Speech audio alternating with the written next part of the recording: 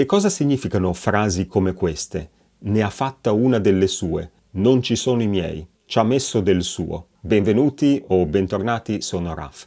In questo video parlo di pronomi possessivi. Prima ricorderò velocemente che cosa sono, come si usano i pronomi possessivi e poi vedremo 7 espressioni, come queste che ho appena mostrato, in cui i pronomi possessivi vengono usati come nomi. I pronomi possessivi in italiano sono abbastanza semplici perché sono uguali agli aggettivi possessivi.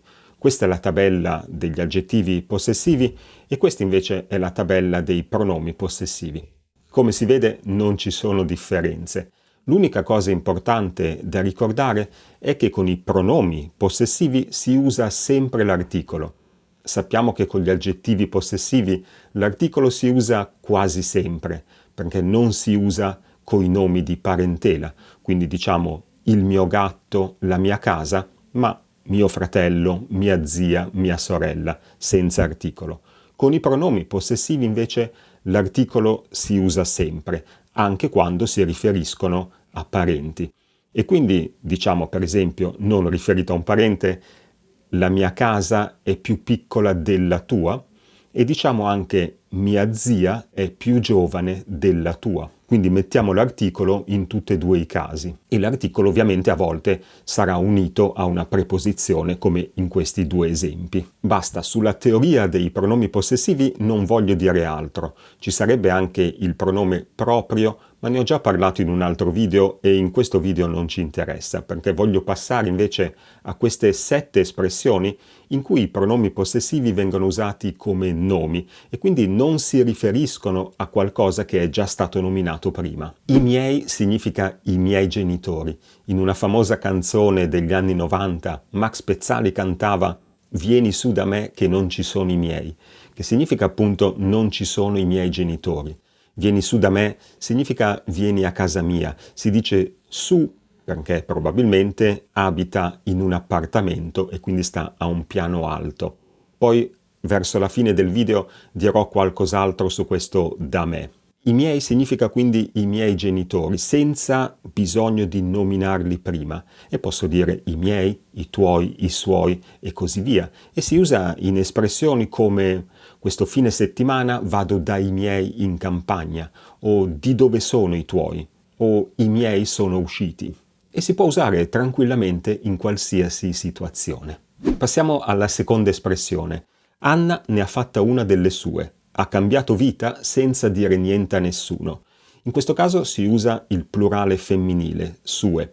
Posso dire anche una delle mie, una delle tue, ma sono forse espressioni un po' meno comuni. In genere si usa questa espressione quando si parla di qualcun altro, quando si parla di un'altra persona e si dice sempre una delle sue con il femminile, anche se stiamo parlando di un uomo. Si usa questa espressione quando una persona magari fa delle cose un po' strane, un po' insolite, un po' pazze e si dice appunto ne ha fatta un'altra, cioè ha fatto un'altra di queste cose un po' pazze, come in questo esempio in cui Anna ha cambiato vita senza dire niente a nessuno. E si usa proprio con questa forma, con il ne, con quella particella pronominale all'inizio. Ne ha fatta una delle sue, o a volte si dice ne ha fatta un'altra delle sue. Si usa con il verbo fare e si trova anche con il verbo dire, praticamente la stessa espressione. Questo è un altro esempio che ho trovato. Il Presidente del Consiglio ne ha detta una delle sue. Si riferisce a un Presidente del Consiglio di molti anni fa, quindi non quello attuale. Si usa questa espressione quando una persona magari dice o delle cose un po' stupide e quindi ne ha detta un'altra delle sue, o a volte anche quando una persona dice delle cose divertenti, una persona che fa spesso delle battute ne ha detta un'altra delle sue. Si trova quasi sempre al passato prossimo, ma si possono usare anche altri tempi. Per esempio potrei usare un futuro e dire vedrai che Gianni ne dirà un'altra delle sue.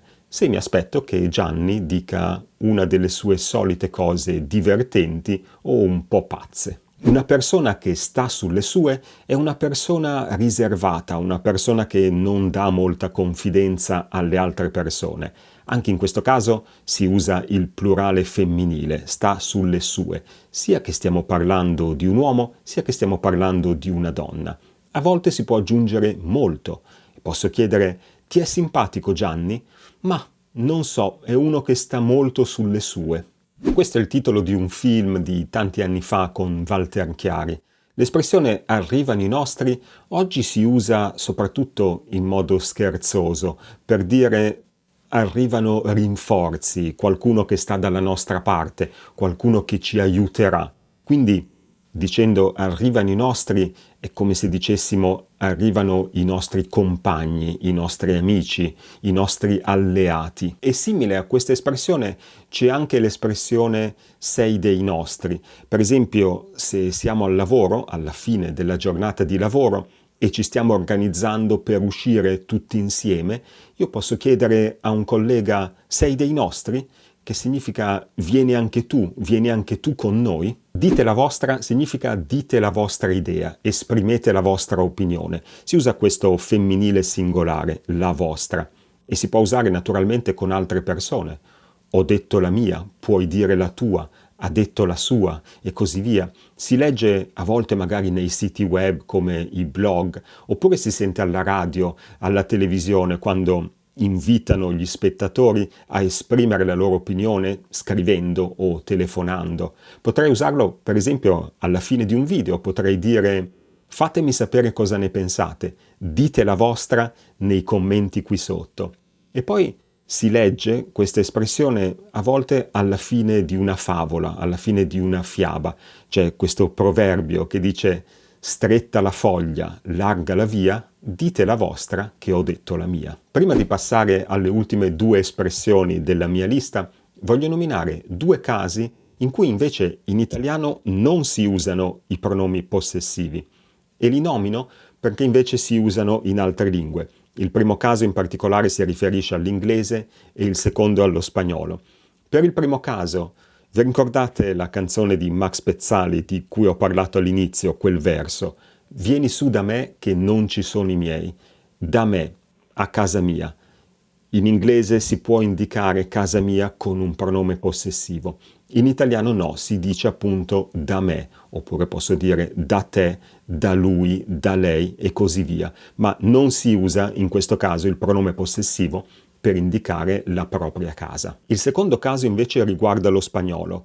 Mentre preparavo questo video mi è venuto in mente un libro, un romanzo che ho letto tanti anni fa, un romanzo di Mario Benedetti, l'autore uruguagio, e il romanzo si chiama La tregua. Non so perché mi è rimasto in mente questo passaggio che ho letto tanti anni fa. Il passaggio è questo. Si può vedere facilmente che viene ripetuto questo pronome possessivo, tradotto in italiano il nostro, che in questo caso significa il nostro rapporto, la nostra relazione. Per curiosità sono andato a vedere la traduzione italiana di questo romanzo perché ho pensato in italiano non si usa il nostro in questo senso per indicare il nostro rapporto, la nostra relazione. E infatti nella traduzione italiana, che è questa, non si usa il pronome possessivo, ma il traduttore ha usato noi. A volte parliamo di noi. Noi è quell'indefinibile legame, eccetera. Quindi questo è un altro caso in cui in italiano non si usa il pronome possessivo. Ma passiamo agli ultimi due casi della mia lista. Ci ha messo del suo. Qui siamo passati al singolare maschile, il suo, e come prima non importa se il soggetto è un uomo o una donna, si userà sempre questo singolare maschile. Può cambiare la persona. Io ci ho messo del mio, tu ci hai messo del tuo, lei ci ha messo del suo e così via. Questo è il titolo di un articolo sportivo. Longhi dice: ieri lo Spezia ci ha messo del suo. E poi nell'articolo scrive: abbiamo enfatizzato i gol di Osimhen e via dicendo, ma lo Spezia ci ha messo sicuramente del suo. Sta parlando di una partita di calcio, Napoli-Spezia. Il Napoli ha vinto e ci sta dicendo che il Napoli ha giocato meglio, ha fatto di più. E poi ci dice, ma lo Spezia ci ha messo del suo. Significa che ha fatto qualcosa di sbagliato, cioè ha contribuito, lo Spezia, cioè la squadra che ha perso, ha contribuito in maniera negativa a questa sconfitta.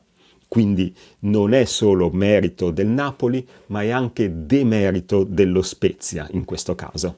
Faccio un altro esempio. Supponiamo che il nostro amico Gianni ha fatto un esame e l'esame non è andato bene. E Gianni si lamenta con me e mi dice: ma sai, il professore era molto severo. E io gli posso dire: sì, ma tu ci hai messo del tuo perché hai sbagliato anche le domande più semplici.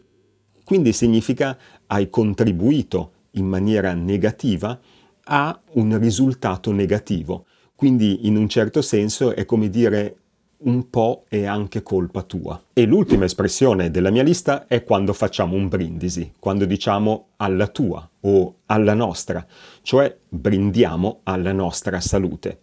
Grazie a tutti per avermi seguito, se ti è piaciuto il video lasciami un bel pollicione e ci vediamo nel prossimo video. Ciao!